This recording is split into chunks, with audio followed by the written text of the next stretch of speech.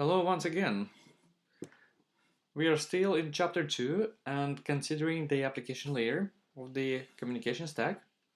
And today we will cover the content of section 2.6, peer-to-peer applications, and we will consider the operations of a very popular file sharing application, BitTorrent. Let us first see how much we gain in performance if we want to distribute a file from a file between n peers. And we first consider the case where this file is distributed by a single server, and we will calculate the minimum time it requires to distribute this file. And secondly, we will see the corresponding performance parameter in the case of peer-to-peer application. So the scenario is shown on this figure over here. So we have a file that we want to distribute. Let's denote its size as f. So we have n peers or n users which are interested in the content of this file. So let's denote the upload capacity of server and the users as u with this subscript s for the server and the identifier of a peer for the peers, for the upload capacity of the peers. By D, we denote the download capacity of each peer.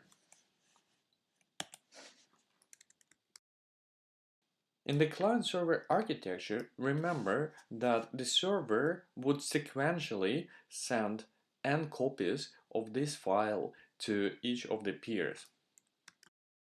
Obviously, it would take this amount of time, n multiplied by f divided by us, to distribute the file.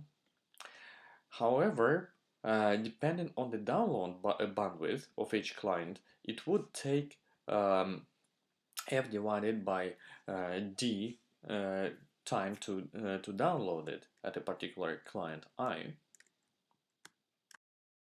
Therefore, the total time to distribute a file of size f would be expressed by this equation over here, where the download time is the maximum of this value over here, so the upload time from the server to the clients, and the time to download one file to the client with the minimum download bandwidth.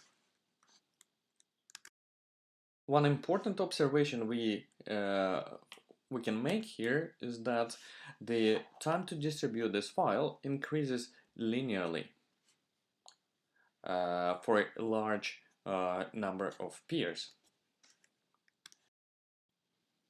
Let us perform similar calculations in the case of peer-to-peer way of distributing the same file. In fact, calculating the distribution time in peer-to-peer network is a complex matter. So one needs to take into account the pattern of pieces that are distributed that needs to be exchanged between peers, etc., etc. So here we will do a somewhat simplified reasoning. So we apply the simplified reasoning to calculate the minimum, the lower bound for the distribution time. As in the previous case, we have our server and our file to distribute, and we have a number of peers interested in the content.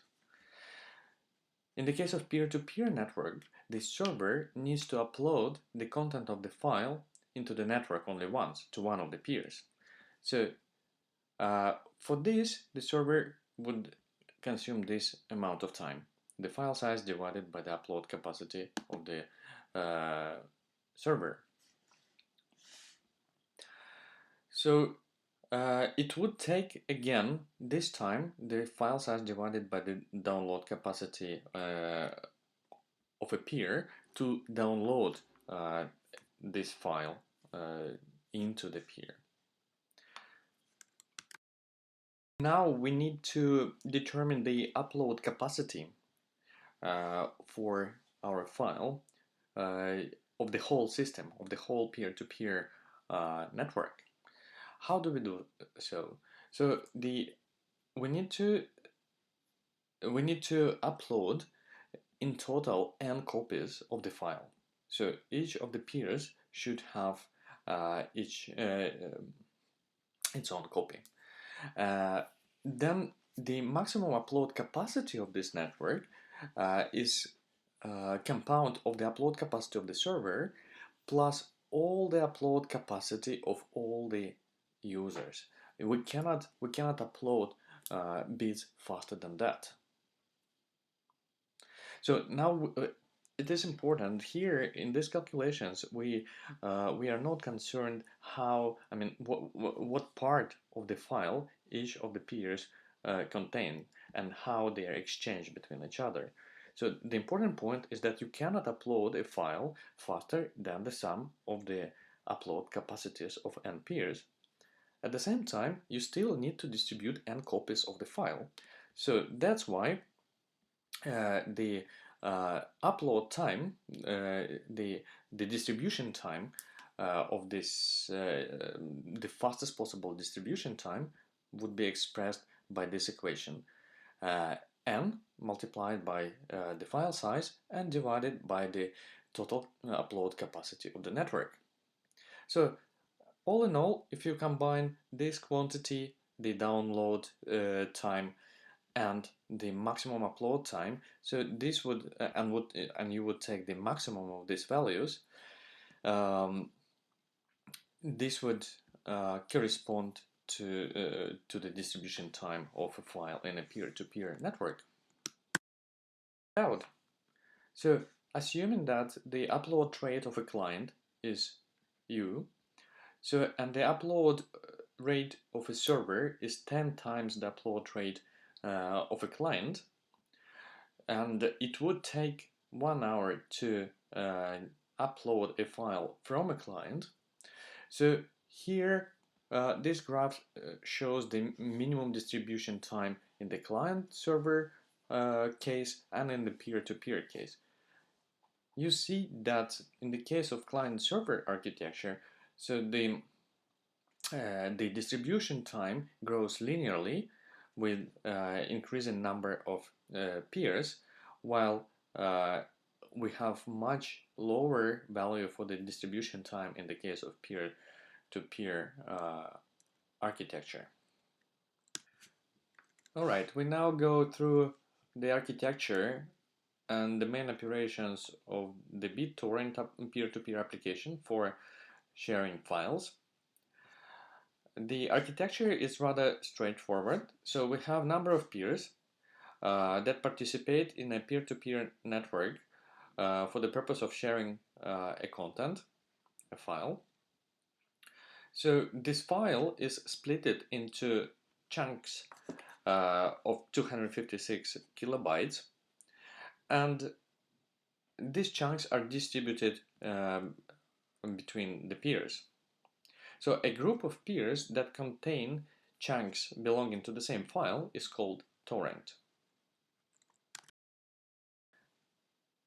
There is a server called tracker that keep tracks of the peers participating in a particular torrent. In general, peers may come and go at any time, and a new peer that joins the torrent normally doesn't contain any chunk of the file at all.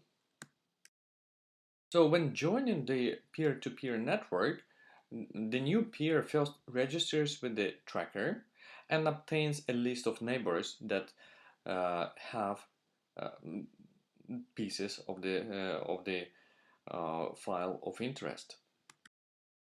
The principle of sharing a file is that while downloading the needed pieces of a file, the client or the peer at the same time uploads the pieces to other peers. Therefore, we may distinguish two operations of the BitTorrent application. pulling for chunks, so basically downloading the chunks from other peers, and sending chunks. So how do we send the chunks to other peers? Remember that at any given time, different peers have different subsets of file chunks. So what this new peer or peer downloading the chunks from other peers does, it periodically asks each neighbor from the list obtained from the tracker for the list of chunks that they have. And then it sends the request for her missing chunks. So, and the principle for sending this request is that you request the rarest chunks first. So, meaning that the chunks that are referenced less, or they have they are less frequently found in the neighbor list. So you want to have these chunks first. Apart from the main goal of sending and downloading processes to share the file content between the peers, they're also used to self-regulate the performance of the network. So how fast peers share the file between each other. And this is done through a trading process that I will describe now. So when downloading a file, a peer would measure the rate at which it downloads the chunks from other peers. So when sending its chunks to other peers, it first would prefer those that submitted the chunks at the fastest possible rate. So in the BitTorrent application, the peer would send the chunks to the top four other peers that submitted the chunks at the highest rate. So these top four providers are re-evaluated every 10 seconds. Every 30 seconds, however, the sending peer would select other peers for the trading and try to send the chunks the chunks of the files to them. And this process is called unchocking. So the idea is very simple. So I'm starting to send you my chunks at a high rate, and possibly I will become one of your top four providers. In this case, most likely you would share your pieces with me, also with a high rate, and become one of my top four providers. This trading mechanism, although not being perfect, and it was shown that it can be circumvented, still it's the ground for the wide success of the BitTorrent application, where currently millions of users simultaneously sharing the files worldwide. In the following recording, I will continue describing another essential mechanism of peer-to-peer applications, which is called distributed hash table. Stay tuned.